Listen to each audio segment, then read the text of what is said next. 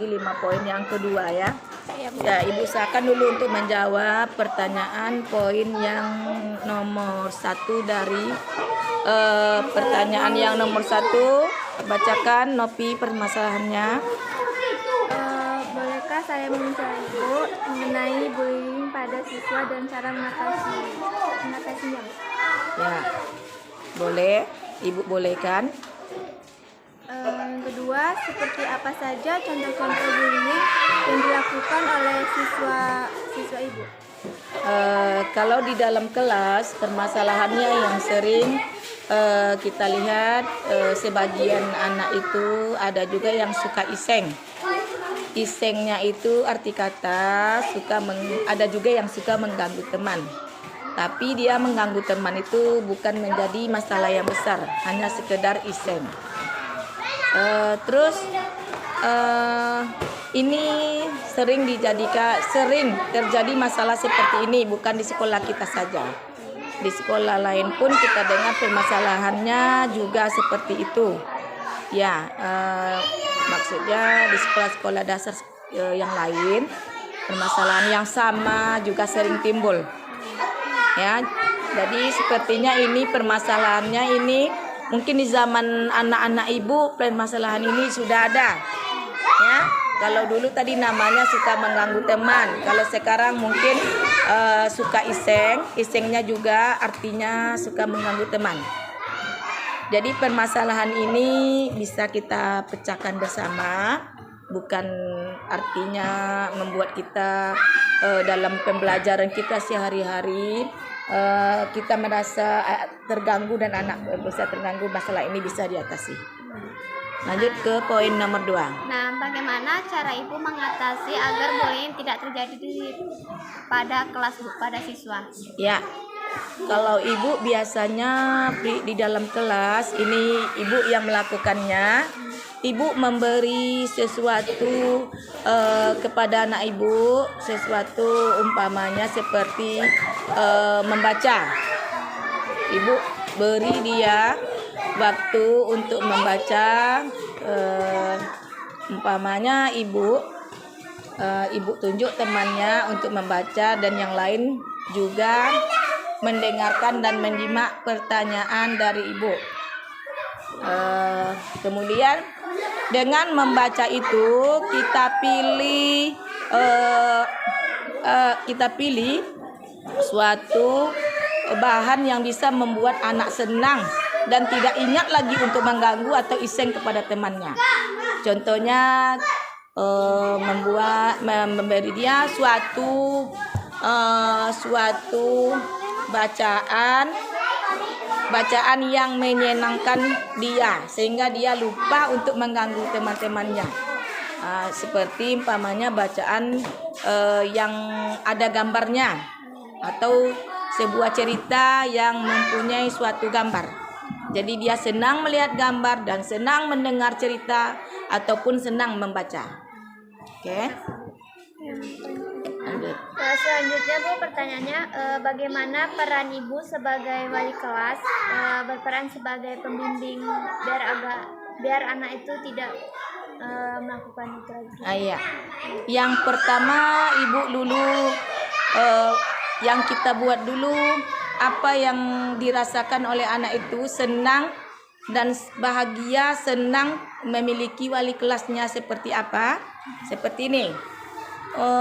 Anak jangan sampai dia tidak menyukai wali kelasnya. Kalau dia tidak menyukai dan tidak menyenangi wali kelasnya, umpamanya wali kelasnya suka marah-marah, suka cerewet, memang iya. Siapapun wali kelas itu kalau anak udah tidak perilakunya itu tidak lagi disenangi, dia tentu marah. Tapi marahnya itu bukan harus membuat anak itu tidak menyukai wali kelasnya.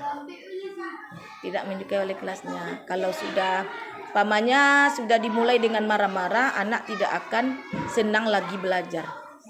Tidak mau lagi. Bukan tidak mau lagi, artinya dia tidak senang lagi belajar.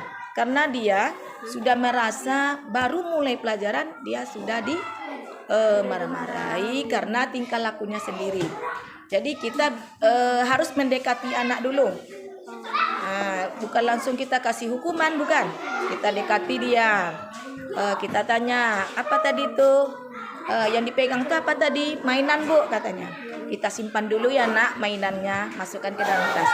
Nanti Ibu kasih waktu bermain. Nanti jam istirahat kamu silakan main. Habiskanlah waktu untuk bermain di jam istirahat. Terserah kamu. Tapi permainan yang kamu lakukan itu tidak mengganggu teman. Seperti itu. Lanjut. Ini tentang apa? Yang permasalahan kedua itu tentang kesulitan belajar, Bu. Jadi kami ingin bertanya kepada Ibu. Ya. Yang pertama pertanyaannya itu, Bu, berapa lama Ibu sudah mengajar di SD? Ibu sudah mengajar di SD ini lebih kurang 15 tahun. Nah, 15 tahun Ibu ngajar di sini. Yang kedua, apakah ada siswa yang mengalami kesulitan dalam kelas?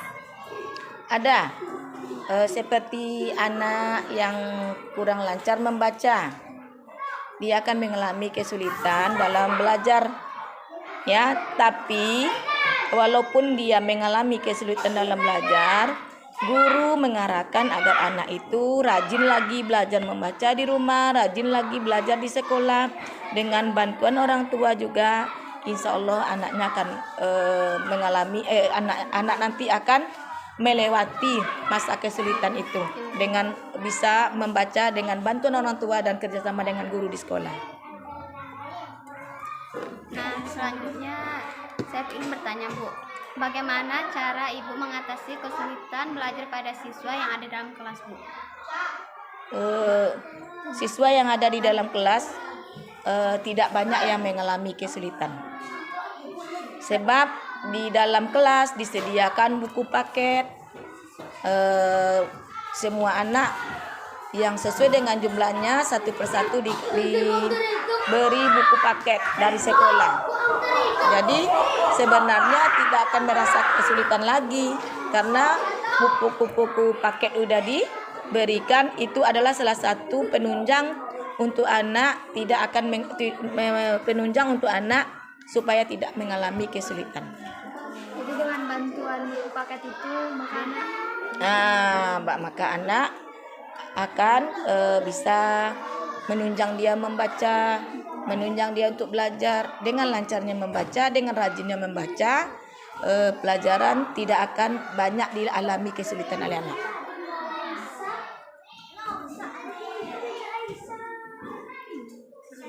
jadi BK. Bagaimana para ibu sudah mengetahui kita berada menjadi guru BK? Ini info juga. Selanjutnya, Bu, bagaimana peran Ibu sebagai wali kelas? Nah, setelah itu tiba-tiba Ibu disuruh menjadi guru BK gitu. Misalnya kan ada siswa yang bermasalah. Nah Ibu yang mengatasinya gitu, bagaimana? Ya. Buku BK kita sediakan, buku BK kita ada. Semua di situ ada datanya nanti apa permasalahan di dalam kelas ataupun pada siswa, kita masukkan ke dalam buku BK karena buku BK itu adalah salah satu bukti untuk kita mempertanggungjawabkan atau anak mempertanggungjawabkan kepada orang tuanya dengan ada nanti suatu permasalahan. Ibu contohkan, umpamanya permasalahan anaknya umpamanya datang ke sekolah. Kemudian orang tuanya mengaku anaknya selalu datang ke sekolah, sedangkan anak tidak datang ke sekolah tanpa pengetahuan orang tua. Jadi ibu wali kelasnya menulis di buku BK kapan kejadiannya, anaknya tidak datang, kapan, hari dan tempat, kemudian dilaporkan.